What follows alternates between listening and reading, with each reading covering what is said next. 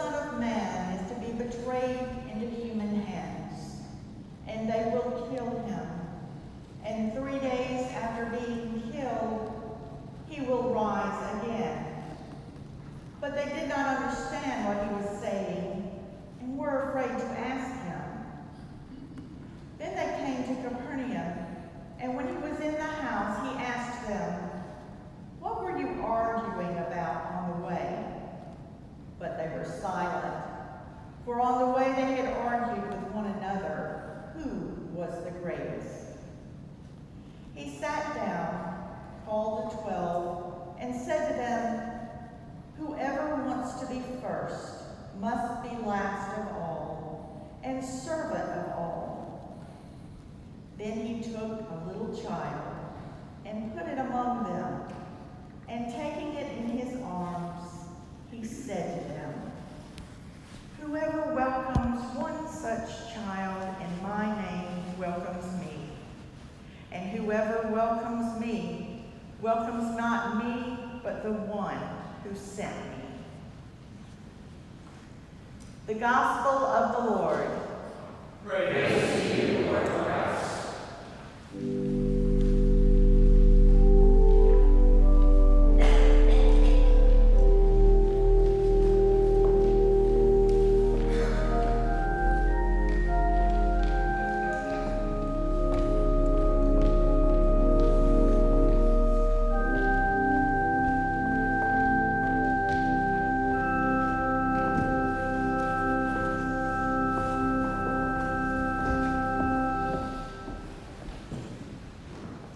In the name of God who loves us and calls us to respond. Amen.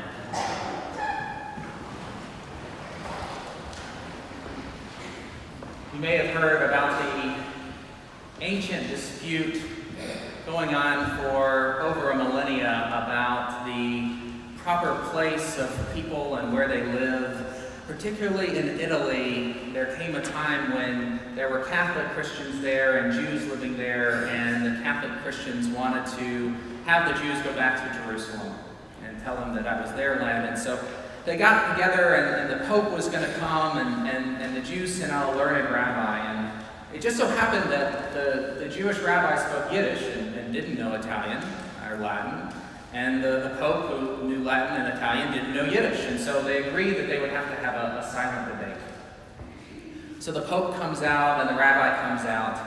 And the Pope holds up 3 fingers. The rabbi, the Pope goes, the rabbi goes,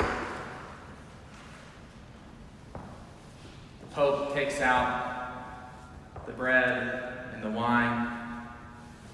The rabbi takes out an apple. The Pope, alas, goes, "He outstarted me. Fine, the Jews can remain."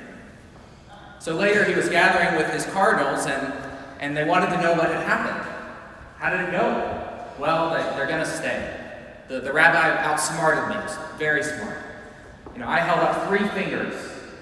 God, 3 in 1, the Trinity. But he held up 1 finger. God is one. I said, "But God is everywhere." And he said to me, "God is right here, too." And I pulled out the communion, the sacrifice of the Mass. But he pulled out the apple to remind me of my original sin. And he bested me. Later on, the rabbi was gathering with another group of rabbis and said, "How'd it go? It went great. They're going to let us stay." I said, "Well, what happened? Tell us about it." Well, he held up 3 fingers and said, "You have 3 days to leave." And I said, I gave him the finger. And he said, "Y'all better get out of here." And I said, "We're staying right here." And he pulled out his lunch, and I pulled out mine too. Seemed to work out. There's a famous linguist who kind of has a quote saying something like this, that the thing about the communication is that the myth that it has ever occurred. The thing about communication is the myth that it has ever occurred. One of the ways you might define communication is by the sharing of meaning. The sharing of meaning. And so obviously this funny tale tells us that there's a struggle in our communication. And it occurred to me as I was thinking about communication challenges and issues that this is what Jesus was doing with the disciples. This is the second week in a row where we have a prediction of Jesus' passion. He lays his cards out. He tells them what's going to happen to them, and they don't know what to do with it. Last week, you'll recall in the scriptures that it says Peter, who correctly named him as Christ, also began to rebuke him when he said that he must suffer, and that he must die, and that he must be raised again. And this week, we skip over a few of the portions of the narrative, but we're probably not more than a day after this most recent telling of a passion prediction, and we have the second of three passion predictions in Mark's Gospel. These two, right back to back. And here we are, Jesus explaining to them again what it is that must happen. I must be given over into human hands, and I must be killed, and I must be raised again. And what is he met with? Confusion and silence. Confusion and silence.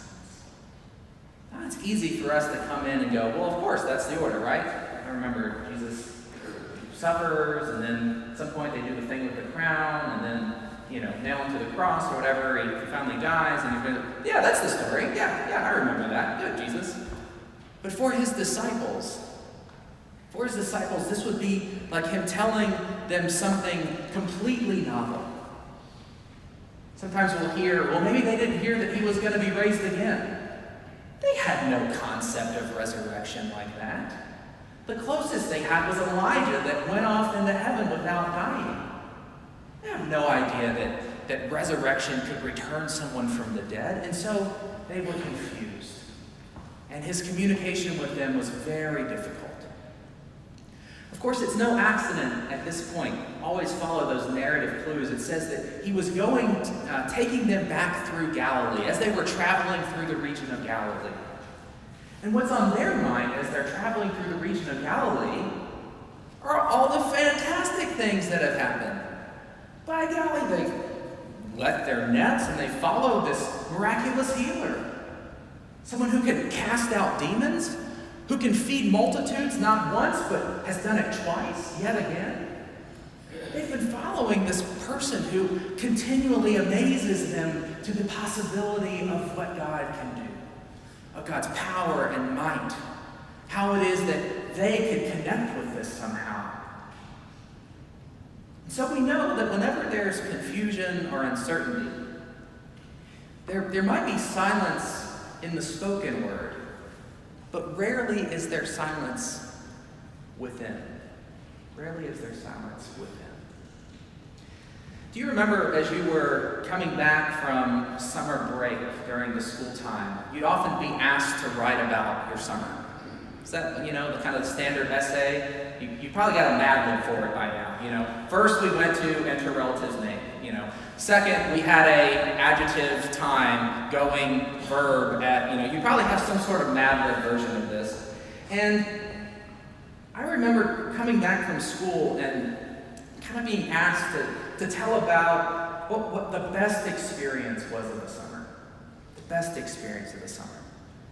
And I remember lots of options there. What was really difficult about it was trying to write the best one. In other words, I could write about how, my granddad double stacked the pancakes and put some chocolate in between them on our trip to his house. I could write about the new movie that came out that we got to go see. I could write about spending time with my cousins at the lake. All of those were just equally fine, but I was stuck. Because I didn't know which one of those was the best one. And that way of thinking, it's called superlative thinking, EST thinking, best, greatest, mostest, I don't think that's a word.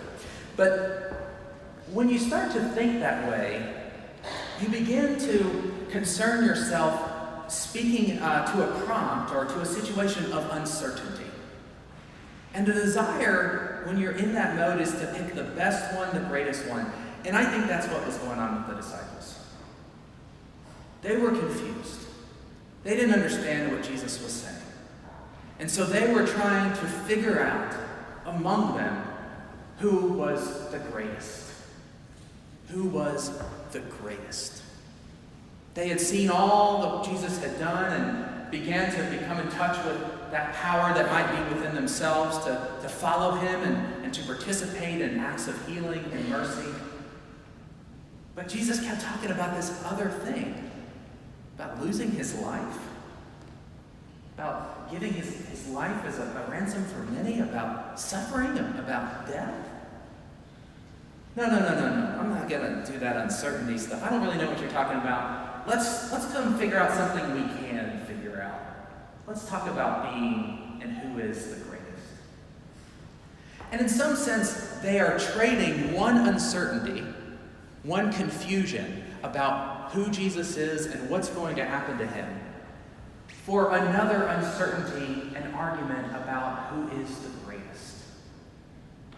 I'm mindful that we're in the middle of some of our parishioners playing the show The Music Man, and one of the lines in there is, "The idle mind is the devil's